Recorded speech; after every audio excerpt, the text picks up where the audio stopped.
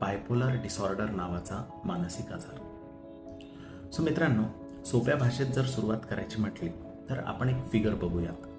So हे normal व्यक्तीचं स्वभाव किंवा व्यक्तिमत्वाची रेंज असते. याला नॉर्मल म्हणतो. कधी व्यक्ती कधी चिडचिड करतो, राग येतो, त्याला एक्साइट होतो आणि कधी कधी थोडासा अपयश जर कधी आलं तर निराश होतो,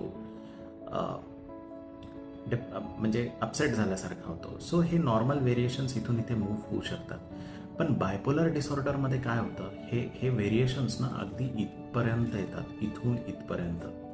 सो हा जो लाल पार्ट आहे याला आपण मेनिया म्हणतो किंवा आपण त्याला हर्षोन्माद म्हणतो. आणि हा जो काळा पार्ट आहे याला आपण डिप्रेशन किंवा नैराश्य म्हणतो. सो मित्रांनो, बायपोलर डिसऑर्डरमध्ये काय होतं, व्यक्ती हा नॉर्मल रेंजमध्ये राहत नाही. तो कधी कधी इकडे मेनियाकडे स्विच होतो आणि कधी कधी डिप्रेशनकडे स्विच होतो.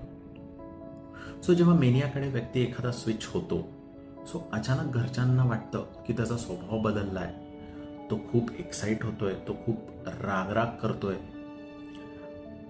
असं वाटतं की त्याचे विचार खूपच फास्ट झालेत, तो खूप जास्त बोलतोय, त्याला थांबवणं बऱ्याचदा अवघड जातं.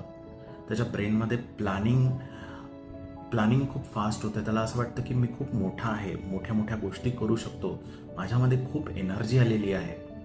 आणि ही स्टेट एक ॲबनॉर्मल स्टेट आहे मित्रांनो, ही नॉर्मल स्टेट नाही आहे. या स्टेटमध्ये व्यक्तीचा झोपेवर परिणाम होतो, जेवणावर होतो आणि त्याच्या ओव्हरऑल कार्यक्षमतेवर देखील परिणाम होतो. सो ही डिफिकल्ट टू मॅनेज सिच्युएशन असते. हा बायपोलरचा एक भाग झाला, याला एक पोल म्हणत आपण, याला आपण मेनिया किंवा हर्षोन्माद म्हणतो.